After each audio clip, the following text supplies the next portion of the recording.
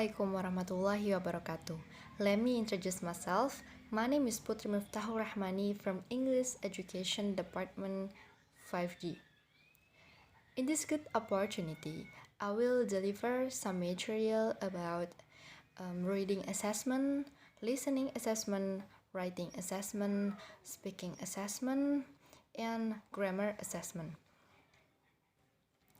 Okay, first is reading assessment. Reading assessment has a great power to inform researchers, teachers, administrators, and policymakers. Assessment practices can significantly benefit the learning environment, or they can inflict great harm. Reading assessments are used for many purposes, but all appropriate uses begin from an understanding of the reading construct, an awareness of the development of reading abilities, and an effort to reflect the construct in assessment task. Reading assessment are meant to provide feedback on the skills, processes, and knowledge resources that represent reading abilities. So, it is important to note that different assessment practices may assume different theories of reading and reading development. Assessment has been categorized in terms of norm reference and criterion reference testing, formative and summative assessment, formal and informal assessment, and proficiency achievement, placement, and diagnostic assessment. 5 purposes for reading assessment. There are first, reading proficiency assessment or standardized testing. Second, assessment of classroom learning. And third, assessment for learning. Supporting student learning is the purpose. Fourth, assessment of curricular effectiveness. Fifth, assessment for research purposes. L2, reading assessment practices and research. Next is assessing grammar. In terms of assessment, grammar is central to language description and test taker performs. Today, the knowledge of grammar is evaluated by its correctness in communication through listening, speaking, reading, and writing in second language. 5 characteristics to measure communicative grammar. There are: the test must provide more context than only a single sentence. And then the test taker should understand what the communicative purpose of the task is. And he or she should also know who the intended audience is. He or she must have to focus on meaning and not form to answer correctly. Recognize is not sufficient. The test taker must be able to produce grammatical responses.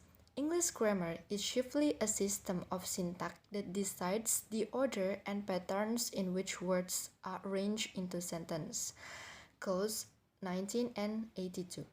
Separated but closely related to assessing writing and assessing speaking, there are oral performance and writing sample. Alternative assessment, there are games, class observation, online activity, and portfolio. Games designed to restrict the language need. Usually, these games are defined by their focus on the use of language, limited options for communication accuracy. And then class observation. Class observation, there are classroom activities, classroom communication, eclectic dialogues, and written exercise. And then online activities. In multimedia teaching times, teachers can use internet as a way of assessing students' ability of grammar. One-line quizzes help students to have more changes of practices. Online tests also provide clear explanation after finishing the quizzes. Students can surf on this grammar website to do practice. Teacher can ask students to do exercise and to keep record for themselves. Finally, report back following the reference of assessment. And then portfolio. The portfolio is a purposeful collection of students' work that tells the viewer about the student. Work should be organized by chronological order and category. Teacher can evaluate the child's achievement. Works including traditional paper and pencil tests, classroom observation, online activities, and then written assignments. Next is assessing speaking. This guide assumes that assessing speaking is that the best way to test speaking ability is to get the learner to speak. What we need to assess is communicative ability in spoken language, especially English language. Types of spoken tests: there are interviews, live monologues, recorded monologues, role plays, collaborative tasks, and discussions. And then basic types of speaking: there are imitative, the ability to simply parrot back or imitate a word or a phrase or possibly a sentence. Second, intensive, the production of short stretch of oral language designed to demonstrate competence in a narrow band of grammatical, phrasal, lexical, or phonological relationship. Third, responsive. Fourth, interactive. And fifth, extensive or monologue. The next is assessing listening. The importance of listening is one reason for this emphasis is that listening is often implied as a component of speaking. How could you speak a language without also listening? Therefore, we need to pay close attention to listening as a mode of performance for assessment in the classroom. There are several types of listening. A. Micro skills. Attending to the smaller bites and chunks of language in more of bottom-up process. B. Macro skills. Focusing on the larger elements involved in a top-down approach. What makes listening difficult? First, clustering. Chunks versus clauses and constituent. Second, redundance. Repetitions, refreshing, elaborations, and insertions. Third, reduced forms.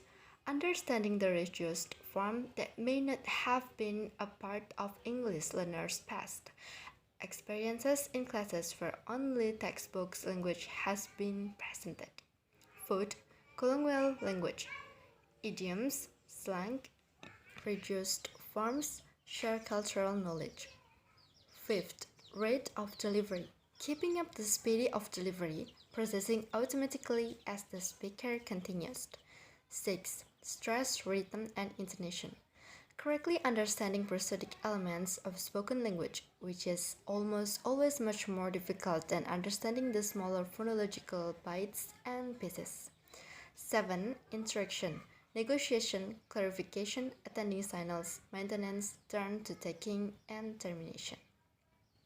And then the next is assessing writing. Genre of writing. First, academic writing.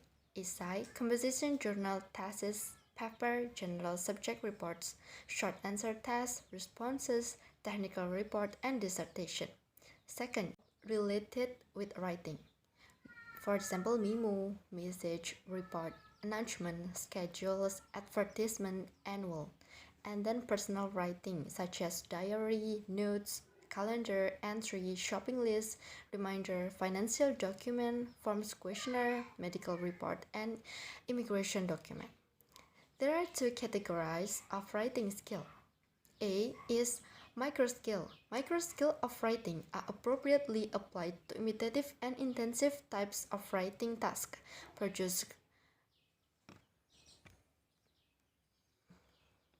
Micro skills of writing are appropriately applied to imitative and intensive types of writing tasks. Produce graphemes and orthographic patterns of English. Use cohesive devices in writing discourse. Express a particular meaning in differential grammatical form. B. Macro skills. Macro skills writing are essential for the successful mastery of responsive and extensive writing. Use rhetorical forms and conventions of written discourse. Distinguish between literal and implied meaning when written. Correctly convey cultural specific conferences in the text of the written text. Okay, I think enough for my explanation. Thank you for your attention and wassalamualaikum warahmatullahi wabarakatuh.